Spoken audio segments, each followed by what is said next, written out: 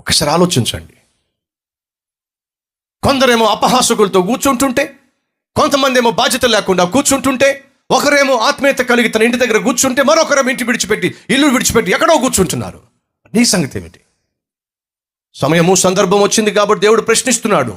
ఎక్కడెక్కడ కూర్చుంటు నువ్వు కూర్చోవడం దేవుడు చూస్తున్నాడు, నువ్వు నిలబడ్డం దేవుడు చూస్తున్నాడు, నీ నడక దేవుడు చూస్తున్నాడు, నీ పడక దేవుడు చూస్తున్నాడు.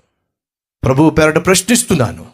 నిన్ను చూసినప్పుడు, నీ నడకను చూసినప్పుడు, నీ పడకను చూస్తున్నప్పుడు, నువ్వు కూర్చోవడం నువ్వు లేవడం దేవుడు చూసినప్పుడు సంతోషిస్తాడంటారా? ఆనందిస్తాడంటారా?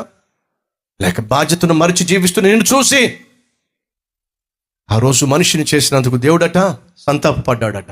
నిన్ను సృష్టించినందుకు దేవుడు సంతాపపడకుండా జాగ్రత్త పడు. నిన్ను సృష్టించినందుకు దేవుడు బాధపడకుండా జాగ్రత్త పడు. ఆ రోజు రాకమునిపి ఈ రోజే లోపాలు ఏమిటో గ్రహించి జీవిస్తే ఎంత బాగుంటుంది.